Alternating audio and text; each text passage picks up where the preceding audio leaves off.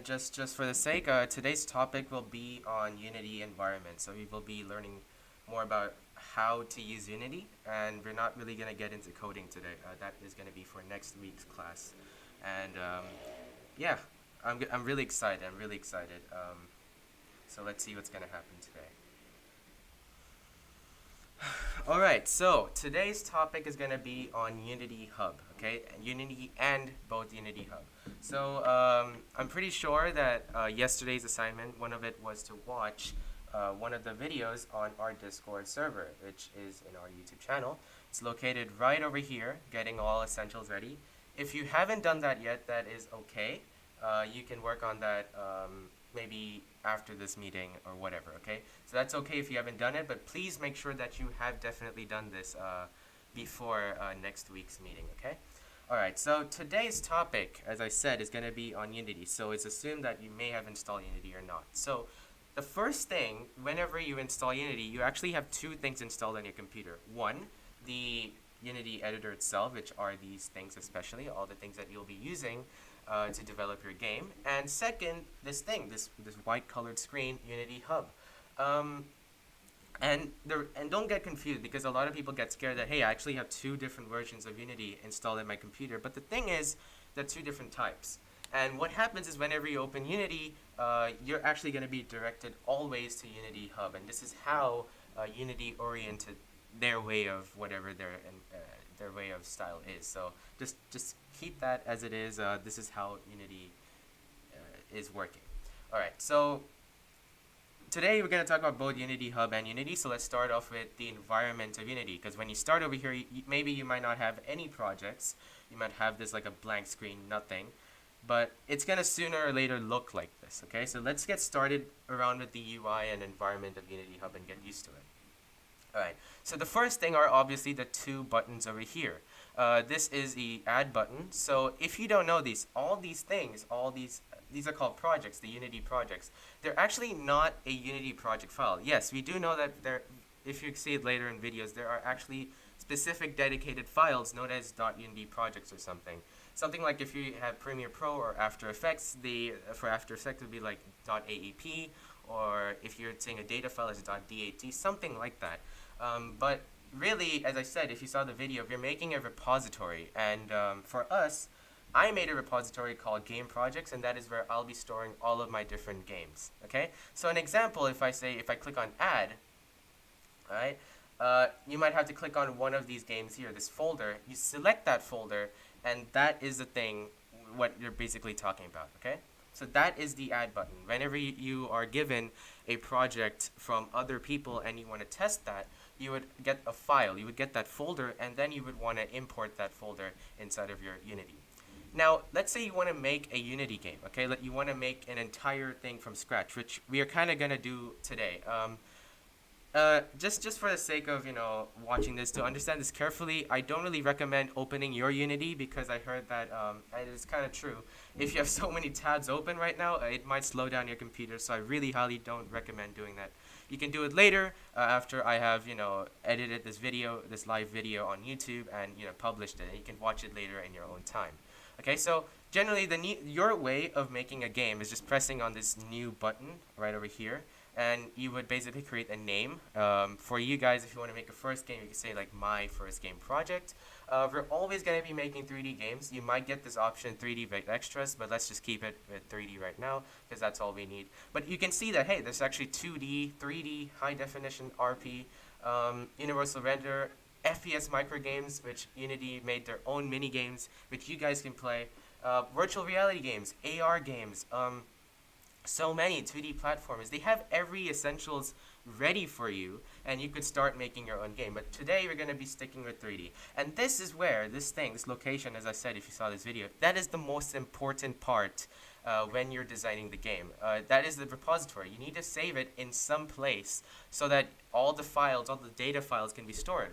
Because when you're making a Unity game, it's not just the Unity file itself. There are so many things like data packets, assets, material files, game objects, prefabs, etc., etc. It gets even more. And especially .C# scripts, because that is the coding language. It's like a file. It's like a notepad file, which has been rendered to a .C# file, which we can use essentially as a code to communicate ourselves with the Unity project. Okay, so that is essentially how you make a game. Let's not click on add. My apologies. But that is actually how you create a game. These are the two buttons. Now the cool part, which I'm not sure if Unreal Engine does, please don't believe me here, but maybe this is also one thing that Unity does have an advantage on. Like, let's say, hey, you can see that there's so many versions of Unity. It even dates back to 2017 versions, and you could still access it if you would like. But let's say, hey, years passed on, and you were only able to learn Unity 2019, but Unity 2020 came up, and now it's long-term support. So you might see this thing over here which says LTS. LTS just basically means long-term support, which means that it's just ready for you. You're gonna be able to use it for a long time, and there are just not a lot of bugs as usual. It's like the official version of it. Think of it, okay?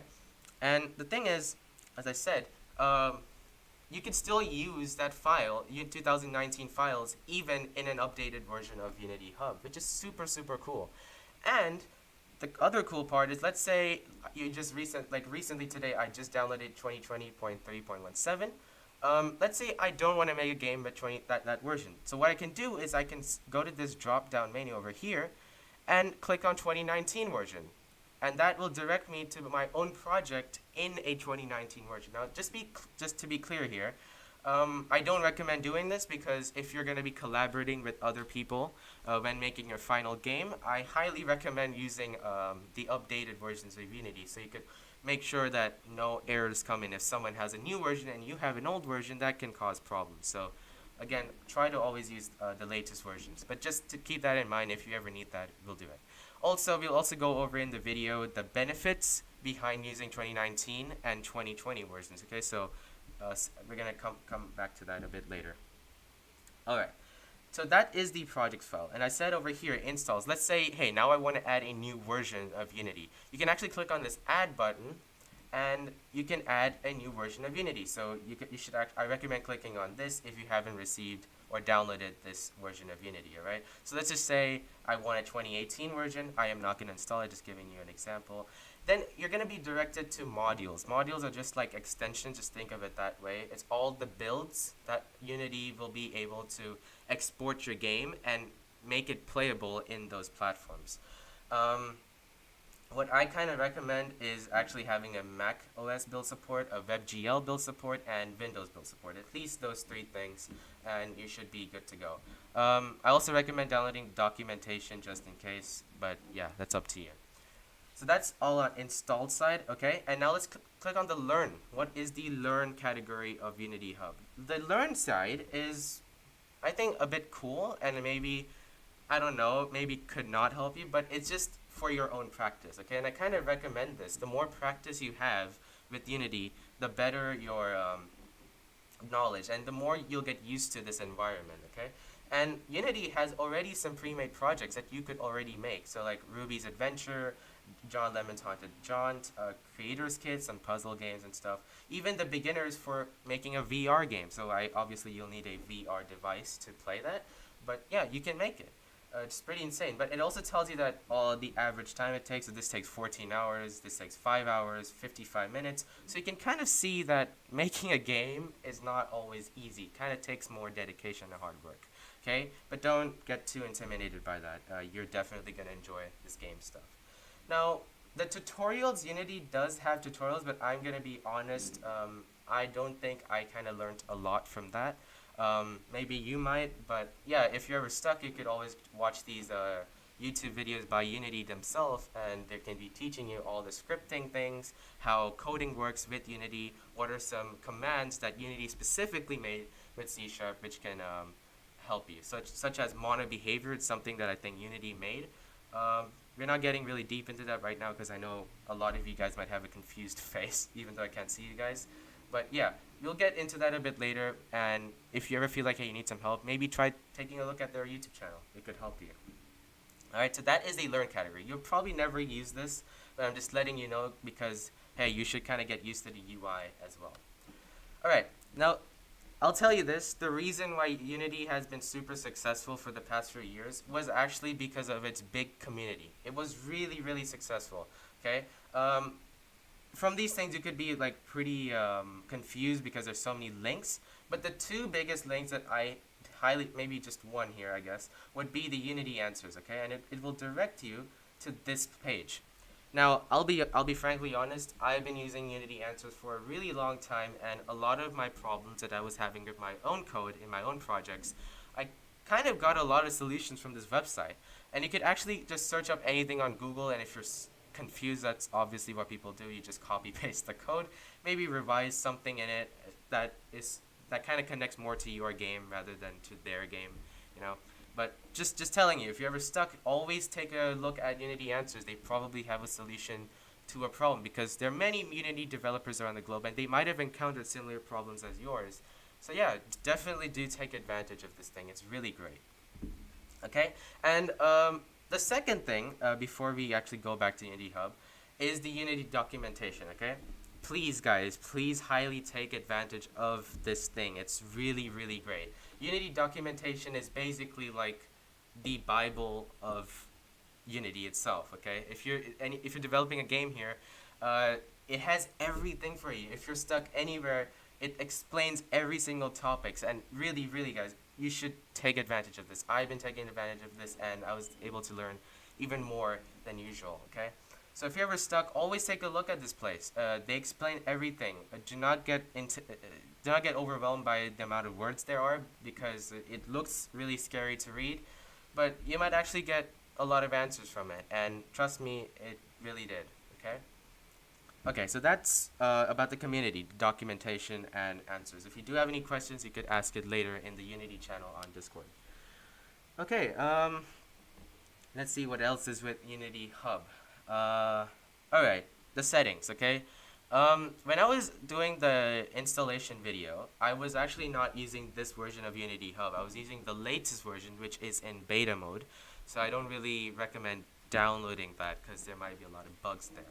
But so the settings the location of the settings might have looked different just because of the change in UI. So just don't get scared, okay? But this is where the settings is, and the first thing is general, okay?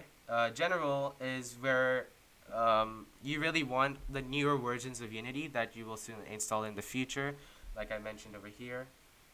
If you're going to be installing new versions, where do you want to place them? Where do you want to download them? Then let's go back to settings. What did I do? Yeah.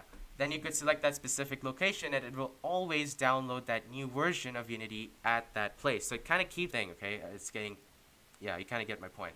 So you could actually know where all these things are being downloaded, and that's great.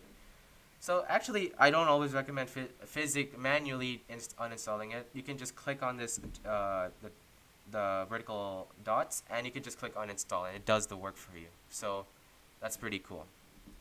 Also, I kind of forgot one thing about the installs thing. Let's say, hey, I downloaded only the Windows build support, but now I want a Linux build support. So what you can actually do is you can actually click on Add Modules, and when you click on that, you could actually add more options to it, which is the Linux build support over here. So you could click on that and click Next, and it will install it for you. So don't get scared that, hey, whatever this is, it's final. It's not final. You could actually add more modules if you would like. Alright, so that's something I wanted to add on. Let's go back. That's pretty clear. License. Okay. So basically, you all are using Unity Personal. Okay. So there's so many plans on Unity. There is the paid plans, the enterprise plans, and they all have their own benefits.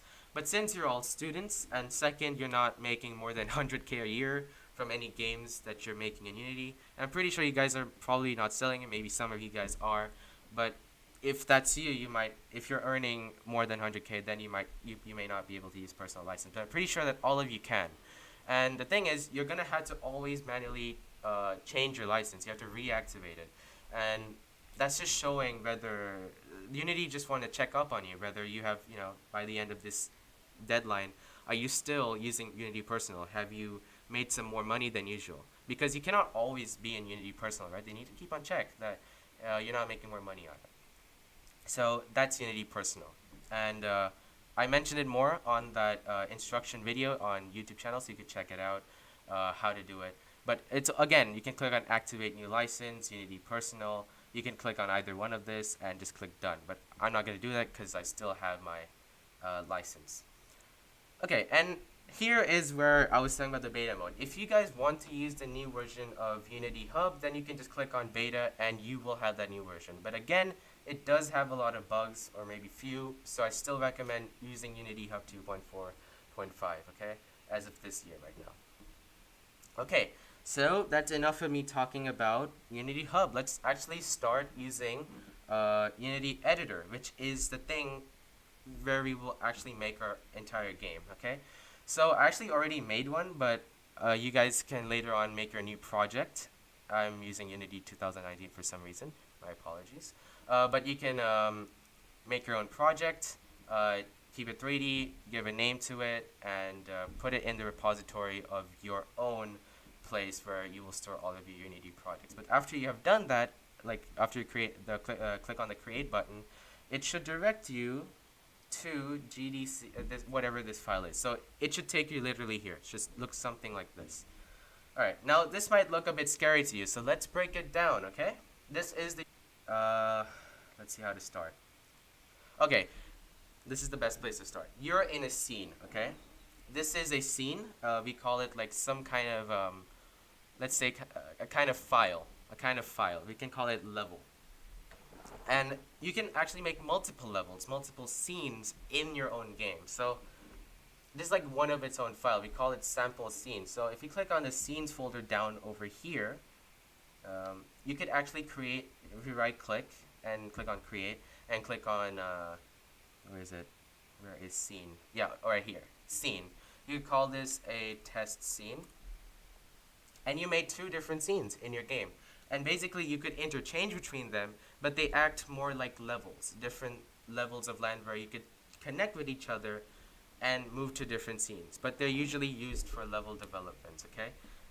So let's say, I think the best way to call this is level 1. So I'll just explain everything later. What's going on? Okay, just ignore what I just did here. So think of all these scenes like levels. You're making more and more levels, and then later on, using code, we will connect these levels together and progress throughout the game. Okay, so right now we're on level 2. So we have this entire separate kind of area in the Unity editor, this entire game place. But if you go back to level 1, we're in a different location now. Okay, so for example, over here, you might not see the distinction right now, but you can see the titles changing, and that's how you can discern between what kind of scene you're in. And the more scenes you make, the more, I guess, complex your game becomes, and you could kind of connect with each other. But just think of it like levels, alright? So let's go to the hierarchy channel. Inside of this hierarchy channel, think of it maybe like layers, okay? All these separate kind of individual things are existing in that level. So there's a thing called main camera. This camera is existing in this scene, okay? And then we have a light. Light is what giving the illumination in the game. And that is in this scene, okay? And what we call these individual things, we call them game objects, okay? We call them game objects. This entire thing, we call it layers, right? On the left side, we always call it the hierarchy channel. That's where we can see, hey, what's in this scene? So if we click on right click on this area, we can create more objects. Like let's say we could create a cube. So we could call it a cube for now. And now you can see, hey, there's a cube in this level. Now if we go to level 2, right, this new scene, let's save this, it's not there anymore. Why? Because they're in different places. This is a separate scene. They're separate places. And we start coding and stuff, and once we code them together, we can connect them. Different levels by levels. Okay? Maybe I might sound a bit confusing, but hopefully you might be understanding it now. Now let's see, what is this? This is the hierarchy, right? Now, on this side, this is the scene panel. This is where you will be able to see what you're making, literally, in the game. And we can start editing, do whatever you want, and basically you look around. So let's actually start off with basic movements. If you hold right-click on your mouse and hold the WASD keys, you can actually move around the environment, which is pretty cool, right? Now, if you hold right-click again and start moving your cursor around, you could start looking around the environment. And you could start doing this interchangeably while you move your WASD keys. Okay, I think I did something. Yeah. Okay, so that is moving around the environment. Now, since this is a 3D environment, we have, as you can see here, different axes of movement, right? Usually, this is what we call a Cartesian coordinate system. When we make games, the typical games on Scratch, they are made in an XY based system. But since this is 3D, we have one more coordinate, and we call it a Z-axis. We will get more into that a bit later. All right? So this is the scene channel. This is how we edit. Now, how about we test our game? How can we test our games? Well, this is what, if you click on this game thing over here, this is what your game looks like currently. We can't see anything, but didn't we just make a cube? Well, if you go back to the scene, we can see that, hey, the cube, look at the position. This is called the inspector channel. This is, so that, yeah, before we talk about moving the cubes and stuff, over here, this is where all the things are connected to this object, okay? We call them components. Components is what really, it's like an add-on. Let's say, think of it like an extension. This transform is like an extension. You could start moving these things around, let's say. You're moving its x-axis, its y-axis, its z-axis. And in fact, if you want to reset its position, you can click over here and click reset, okay? You could also click 000 on this manually, but I don't recommend it. So just as a developer's advice, always click reset, okay? And now you can see, hey, now it's over there. And if you click on camera, the cube is now there. So the coordinates really matter, and you will soon get used to it even more once you use Unity by yourself. There are many other components. There's cube, the mesh filter. Mesh is more like what the shape of it is. Just think of it like that right now. We'll get more into that a bit later. So let's hold right click and move WASD to move around. And let's see what other things we have. Mesh render is what's rendering this cube. So if you kind of zoom into it, zoom inside, you can see that, hey, there's nothing. It's because nothing is being rendered inside. But if you see outside, something is being rendered, this picture of a cube. Now, let's say we turn this off. We can't see it anymore. Like if you see in the game, this thing does not literally exist. But if you turn it back on, we can see it now. And that is what mesh render really is. Mesh render is rendering the outside parts of that game object. And that is essentially what's making it a cube. Alright? A box collider is what's making it like a collider effect. So if another object meets this object, then they should be colliding with each other, not passing through each other.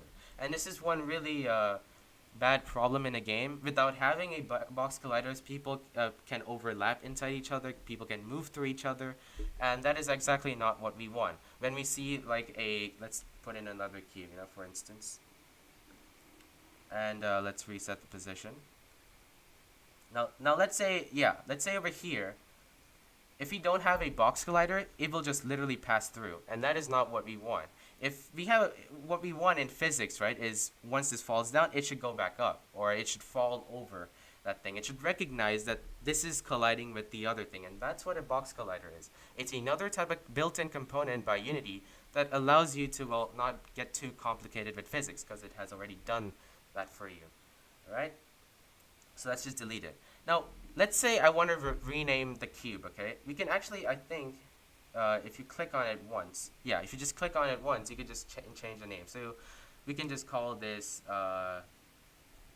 shape, okay, for example. But that's the idea. You could change the names as much as you want, and that's the cool part about Unity. It's really, really environment friendly if you think of it that way. All right.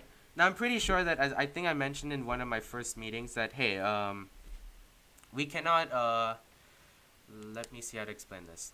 We cannot, let's say, like, because we know a lot of us are not that good designers, right? We're not all equally great at art and stuff. Maybe we're good at coding rather than the designing part, or maybe we're good at the designing part and maybe not good at coding. It can be vice versa. But for you guys who are not good at art, we use this thing called asset stores. Now, the sad part about asset store is for 2020 versions and above, they've kind of moved it to the package manager. So if you go to Window and go to package manager, you now have to manually find that asset and then download it in your computer, which is kind of sad and unfortunate. And this is the benefit if you're using Unity 2019. This is the reason that you may want to download 2019 instead of 2020, is that they still have the asset store and you could manually access it inside the Unity editor. Okay, so for example, let's say you wanted a trophy in the game, right?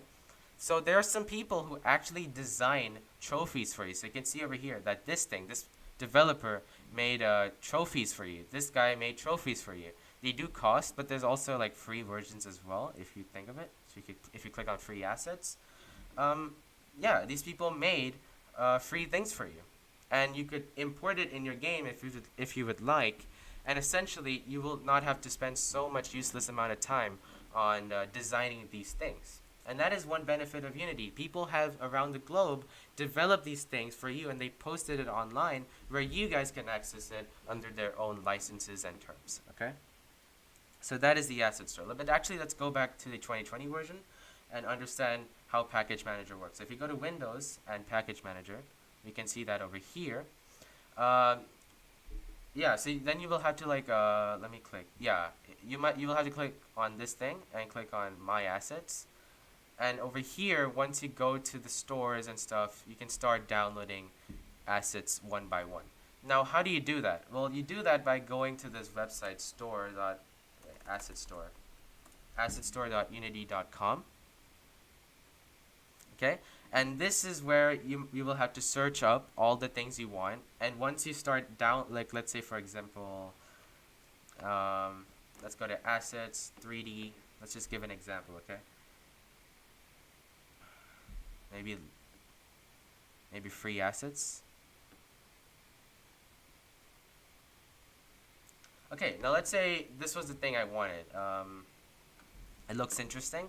Then what you can do is you could click on Add to My Assets. Once you click on that and click on Accept, you have to give it a moment.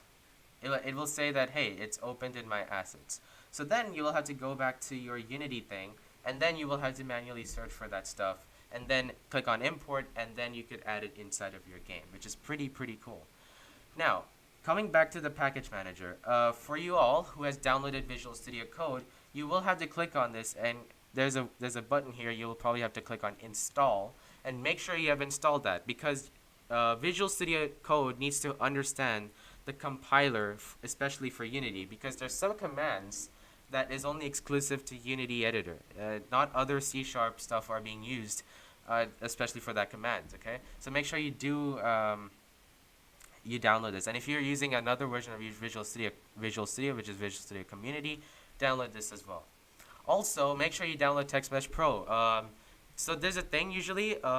There's two types of text that you can import in your game. We'll get to that sooner once we're gonna make our games.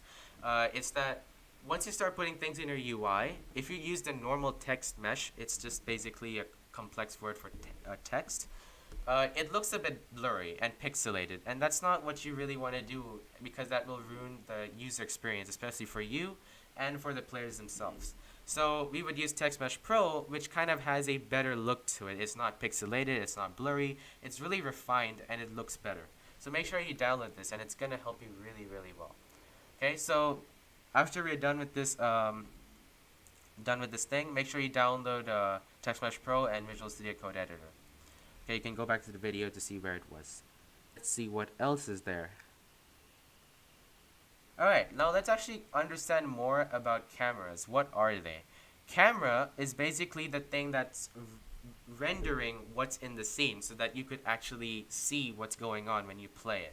So as you can see, this game thing is what's being seen right now in the game. It's being seen from the camera. So think of cameras like the eyes. The eyes are seeing something, and game is rendering that. Okay? Directional light, so let's actually play with this. So the directional light is here, right? Now if you click on directional light, they have its own components, as I said. It's in the inspector panel on the right side, and you could start editing things with it. So for this reason, let's say we change the rotation of this to maybe, to the x-axis. As you can see, the lighting, the illumination, it's changing based on, like, as you can see now it's all dark. And you can see how the colors and the lights are changing due to the change in the angle of illumination. So now if you see the game, it looks much different. And this is what Unity does a great job in. It does all these illuminating things for you, so you don't have to waste your time on it. Okay? Alright, and same thing for camera. You can move the camera, so let's say I wanted to move a bit to the left. So now you can see over here on the bottom right how your game looks, how it's rendered, what the camera is showing right now. And it's based on really just like perspective. So if I move it, the z-axis is mostly used as front and back. Think of x as left and right, and y as up and down. Okay? I'm just gonna reset this. So now you can see it's like right over the box, right over this cube.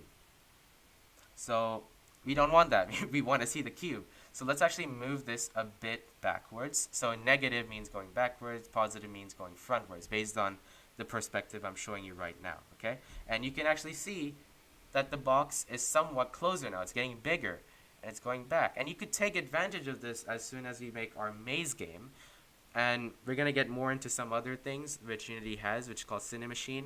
And they do a lot with third-person movement and first-person camera movement. Same thing, okay? So yeah. Now, let's say this is just a cube, right? Actually, I don't really like. I'm just going to reset. Okay, cool. Yeah, as you can see, this shape, it looks a bit dull. We want to kind of, tweak it. We want to do more stuff with it. Now, if you see over this top left, this is where we could start getting really handy with this. Get really arty. So, the move tool. Now you can see the move tool is just basically moving this object around the world. So if you move this axis, hold it, it's going to move towards the z-axis. If you move the green thing, it's going to move towards the y-axis. And if you move the red thing, it's going to move towards the x-axis. Okay, and now if you see this very closely, there are these three things over here. And basically, that just allows you to move around anywhere around the bottom lane. And then if you click on the blue thing, it's anything around the y-axis. And I think red is just basically on the left side, okay? So you could really tweak around with these things. If you feel like, hey, this thing is just taking too much time, then you should kind of use this as your advantage when you're moving around.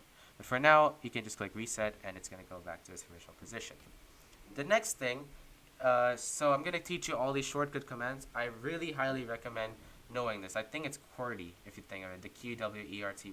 So Q is just the hand tool. It's just moving around this place. So it will not touch anything, and it's good for you when you have a lot of things in your environment, and you don't really want to touch something just in case something happens. I feel like okay, my bad. All right.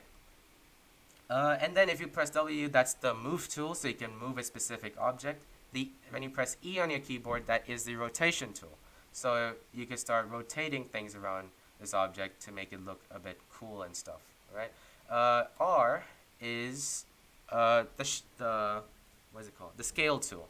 So if you press the thing in the center and hold it and scroll up, it's going to get bigger. If you scroll down, it's going to get smaller. And if you press these things individually, then you could change the axis for each different thing, which amazingly looks pretty cool, as for this video, I guess. Okay, and I think that's R. So if you press T, you can basically mess around with the shape. It's another way to mess around with it. Y is when you press Y on your keyboard, you will get access to both the move tool and the rotate tool at the same time. So if you want to work synchronously with both of them, I really highly recommend pressing this thing, and it's going to help you. So these are the QWERTY. Remember that way. Remember that shortcut. It's really going to help you. It's going to save your time when you're making your own games. All right. So actually, and also one final thing. Don't forget to save. So it's Control S. As you can see, if I move this just slightly, you can see a star. That star is just basically telling you that you haven't saved your game. And it's really important that you do save your game. Otherwise, problems will happen, and you might not like the results as expected. Okay? Cool. Now I want to explain a bit about the center and pivot thing. So if I press E again, if I press E again, which is the rotation tool, let's move again to this place specifically. The center tool basically moves the thing from the center of the thing. So think of the center button as the center of mass. You're rotating the thing from the center of the object. So if I move around, you can see that, hey, the center is hypothetically somewhere over here, and it's moving from there. Okay, so actually, okay, let me get like a paint. Okay, this paint thing. I think I'm gonna explain it really well here. Let's say this line. Maybe that does not look like a good line. Let me just get a line here. Let's say this line is your object. Okay, this object is a line. I'm gonna make this black. Okay, and you wanted another thing. Now let's say this circle thing right here. That's the place where you're gonna start rotating the thing. This is the center of the object. And once you start rotating this, it's gonna rotate from there, something like that, within the center perspective. So it's rotating in relation to the center. Okay, but if you're gonna think of pivots, so let's remove this. I look like Khan Academy for some reason.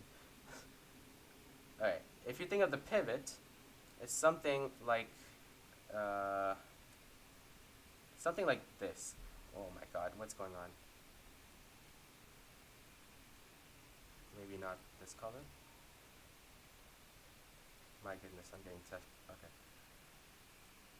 But now the pivot is at the bottom of the object. So now it's gonna move like this, not like this. I think you're kind of getting the point. It's basically Unity is allowing you to change the position of center, where you want it to be rotating from, which is going to be a really, really versatile tool when you're going to be developing your own video game, which is probably in the next few weeks. Okay, it's going to be a short meeting for maybe good reasons. I don't know, but let's talk about this area of the Unity thing. This is actually also one of the most important places where you'll be editing a lot. And basically, this is your directory. Think of it like your project area, the folders area, where all of your files are located, and you could drag it in anytime into your game, into any scenes. Okay. So this folder is already virtually created for you by Unity themselves, which contains all the scenes in your game, and you could, join. Let me just save this level first. You could go to any scenes at the same time and work on them independently, right? While not affecting other scenes. So then it's going to be a really great way to work in your own environment. All right. But now let's say we want to make other things, like let's say, for example, if you right click and click on create, there's so many things you can make. Later on in the next week, we'll make our own C# script. And the cool part is C# script is a component. And let me give an example. So let's say this was a test. Okay. The cool part, all right, the reason why we call Unity and C# all these things, why C# specifically is considered object-oriented, is because they are scriptable objects, meaning you could drag this thing on something, like let's say here, for example. If we click on Add Component and click on Test, right, we have literally added a script on an object. It's a scriptable object. And we can add more components and more components in the future, just editing as much as we can. And we made our game as much customizable as possible, right? It's really your own game. And this is some really cool thing about Unity itself. We know that C# uses classes and methods and things, but we can put them on individual game objects, allowing us to make it more for us rather than drag and drop like Scratch. It's more like we can make our own scripts and putting it on specific things in our game. So we make it more of our kind rather than something like Wix.com, which has all the built-ins for you. This is just like an example. I'm really slow right now. I don't understand why. All right. Now later on, as you're gonna maybe let's talk about folders a bit later. Let's create like a material. Okay, materials. For example, let's just call this red. Materials are just basically like colors. You could add colors to your object. So if you already saw it, let me click W. If you saw this object, there is no place here where you could physically or manually change the color of the object. We need to make a material. These materials, if you click on albedo, we'll go over all these things later as we make our own things. But you could change the metallicness of this object so it could look more metallic or maybe very less shiny. So you can see like you could tweak a lot of stuff with it. And now let's say I wanted to drag it to this thing. Now it's red. Now the cool part is once you had dragged it to some sort of object, you could actually change it from here. So let's say, for example, I wanted to change it to green now. It changes to green. So it's, I think, really, really great how one thing connects to the other, and you could reverse the process, and still it applies changes to the other objects as well. As again, you could change the metallicness and everything. Usually, many game developers, you just put all of this at 0 to make it look very matte finish and stuff, because I am pretty sure a lot of game developers love matte finish games and things. Alright, that is materials, okay? Now you can see that this place looks a bit very unorganized. So what we would usually do is we would create some folders. And for example, let's say we want a folder for materials. So we would then paste this over there. And we would make another folder called scripts, okay? We're going to be making more scripts in the future, okay? Way more scripts. Your project will be filled with so many things. As you can see right now, it's loading. Okay. Cool. So now you can see that one thing that GDC wants to teach you is keep yourself organized. It's going to help you. It's going to help us. When you're going to be sharing your games or files with us for your final project, you want to make sure it's very organized. We can see where each things are, and we can manually pick each things up, okay? Because if you think of it, so if we save this thing, whatever it is, we can actually click here to the directory, and you can see everything is located. We can see your assets, and then from here we can see your scripts and manually open them. Okay, so you can see over here materials like red.mat.meta, scenes, all these levels that we just recently made. So you can understand that all these things are actually being saved in some place. It's like a folder, and it's being updated constantly, and Unity is helping you do that.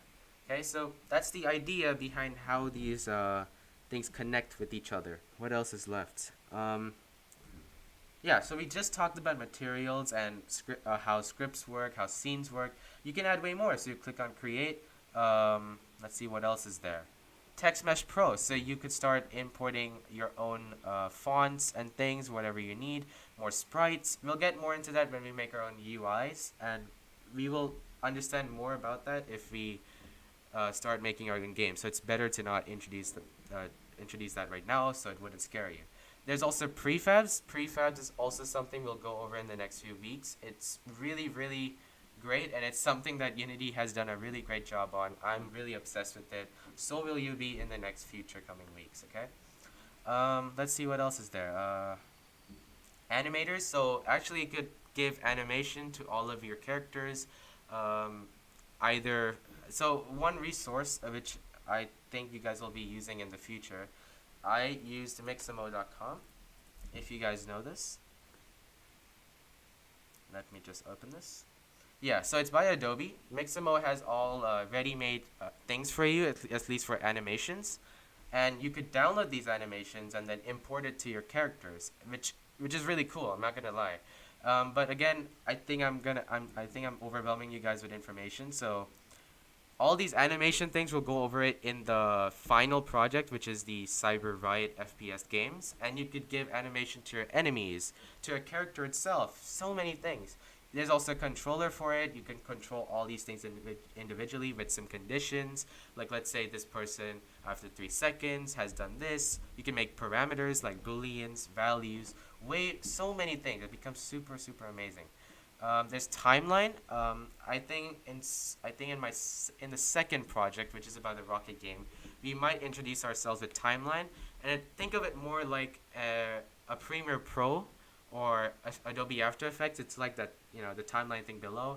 You can add keyframes. You could add anything you want. You could create like a scene. We could call it like a cutscene. There's so many cutscenes in video games, and you could start creating your own with this timeline thing. Let's see what else is there. You don't need to worry about these things right now. There was one more thing I wanted to introduce you guys with. I need to see what... Yeah, okay. Now let's say you downloaded an asset sometimes, like some of you guys, for example, you might be sharing your game files or game projects. Sometimes they're in the asset store, but sometimes they aren't. So sometimes you could also import these packages manually by importing the new asset. You have to, if you click on it, you might have to find it somewhere, and once you do, then you can, okay? Then you can open the file. Okay, let's see what else is there. Alright, yeah, I think I forgot. Yeah. So I just found out what I was doing. My brain just stopped. Let's just talk about these top things for a moment. You will also use these really frequently. One thing is the file. You will be opening, saving them. You might, and one specific thing is build settings, okay? So whenever you're, which is pretty cool, they just recently added the PS5 option. This is kind of the export kind of area. When it's like the export kind of tab. You will be using this once you're going to be finalizing your game and then sharing it with people. But one thing, in order to connect scenes between each other, you had to click on add open scenes, and you're going to have to add it inside of the scenes and build. So for example, you need to drag it as well sometimes. And what happens is you're going to be given an index for each different levels, and you can access them and code them. And let's say like, hey, if give a condition in level 1 or to some player, if something happens, then direct them to level 2, and we can do that by giving them an index number. You might, if you have learned Python or Java, you might understand how indexes work. They don't start, so let's think of it like a list. A list has maybe 1, 2, 3, 4, 5, so 1, 2, 3, 4, 5. And let's say that, you know, I want to access number 1 in that list. It doesn't start from number 1. If you're going to count visually, you would count everything from starting from 1. But in computers, we start from 0. And you need to think of it that way, okay? So always think that the first thing that you're going to add in is counted as number 0, at least for Java and C#, okay? So, but I am pretty sure that for AP Computer Science Principles, you will not have to worry about it because the build index starts from 1. Alright, maybe I think I can clarify this by making, let's just ignore that for now. Okay, so let's just say I made a list, okay, which has 1, 2, 3, pardon me for my handwriting, 4, 5, okay? This is what I'm trying to explain. If you're trying to access this number 1 in the list, it would be represented as number 0. Then this would be represented as 1, then 2, then 3, then 4, okay? That's what I'm trying to say. If you're trying to access a specific level in the game, if it's the first thing that you put in your build settings, you would have to represent it as number 0. But don't worry about this confusion and stuff. We'll go over it really great in the next few sessions of meetings. But that's really it with the build. And then what you would do is usually the settings here would always be like make it x86 for 64. If you're on Windows, then you would just change the target platform to Mac and just click on build, and it will be saved to some place where you are going to intentionally have to put. Okay. In edit, let's see. Preferences. Yeah, if you haven't done this, you have to click on edit and preferences and make sure that your path, this external script editor, is Visual Studio Code. Make sure that is done. I also mentioned it in the tutorial video. Alright. Okay. Yeah, and don't worry about this help section. You can always ignore it. It never kind of works. Always use the Discord channel. And if you do have any question, you could always screenshot this problem or share your code in the Unity channel. And yeah, that's honestly it. Yeah, that's really it. So this video actually ended really early. So yeah, thanks for watching, guys. Yeah, and I'll see you in next week's content. All right. So catch you guys later.